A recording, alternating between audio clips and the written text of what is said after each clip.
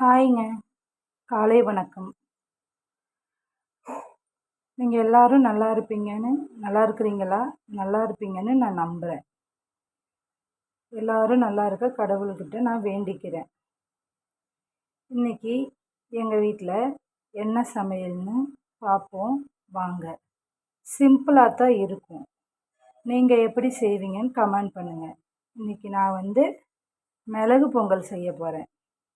அதுக்கு மிளகு, சீரகம் கொஞ்சம், பச்சை மிளகாய், வரமிளகாய், கருவேப்பிலை, பெருங்காயப்பொடி, பச்சரிசியும் பாசிப்பயிரும் கழுவி வச்சுருக்குறேங்க.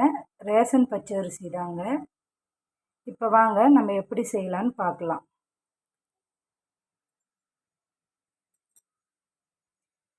குக்கர் வச்சுருக்குறேங்க அடுப்பில். குக்கர் ஹீட் ஆயிடுச்சுங்க.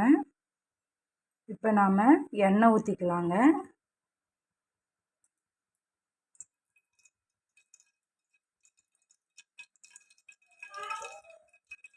எண்ணெய் காயிட்டுங்க.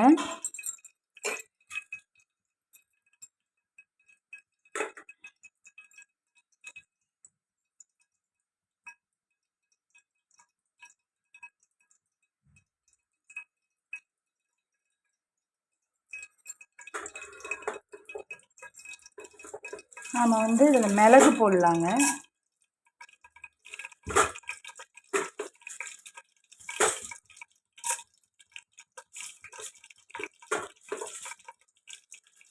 மிளகு நல்லா பொரியணுங்க.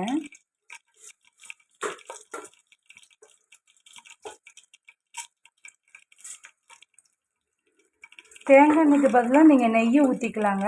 நான் நெய் இல்லாதனால தேங்காய் எண்ணெய் ஊற்றிருக்குறேங்க. நம்ம இஷ்டம்தான்.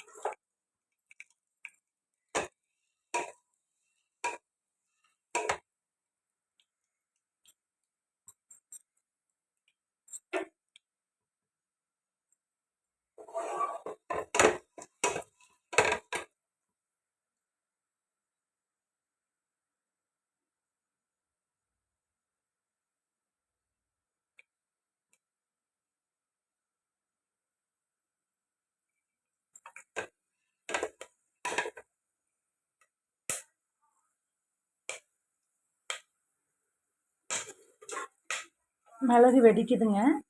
இப்போ நம்ம கருவேப்பிலை, பச்சை மிளகாய், சீரகம் போட்டுக்கலாங்க. போட்டுட்டு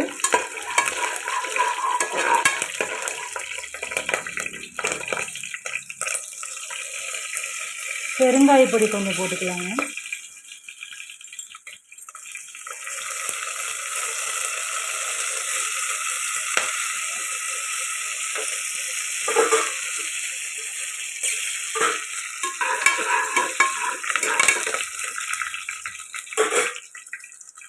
நான் முக்காப்படி பச்சரிசி எடுத்துருக்குறேங்க.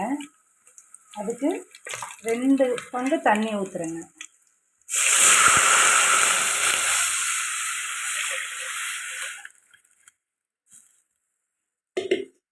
தண்ணி ஊற்றிட்டு தேவையான அளவு உப்பு போட்டுக்கலாங்க.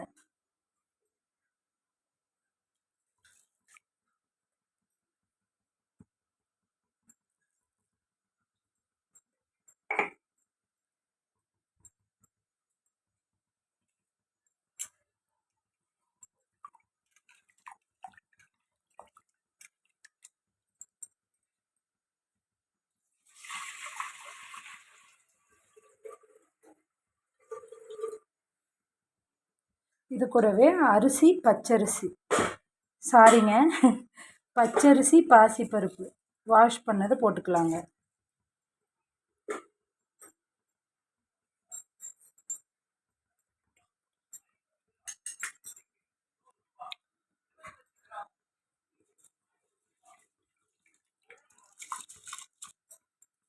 ஃப்ரெண்ட்ஸ், இதில் ஏதாவது குறை இருந்துச்சுன்னா இந்த வீடியோவில் கமெண்ட் பண்ணுங்கள், நான் திருத்திக்கிறேன். சமையல் சிம்பிளாக தாங்க இருக்கும். இது நான் செய்கிற மாதிரி.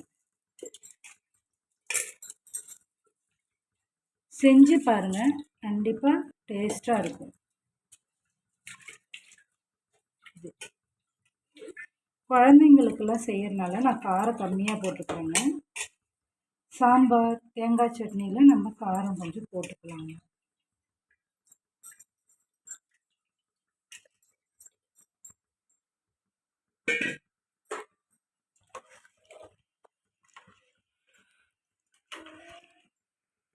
இதில் கொஞ்சம் உப்பு கம்மியாக இருந்தால் போதுங்க.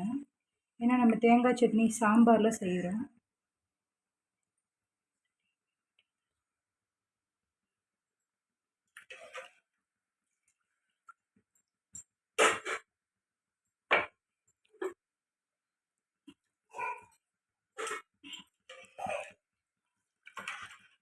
சரிங்க, இப்போ நாம்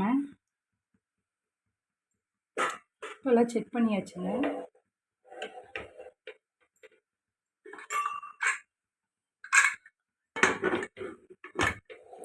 ஒரு 5 விசில் விட்டுட்டுங்க, அப்புறம் பார்ப்போங்க.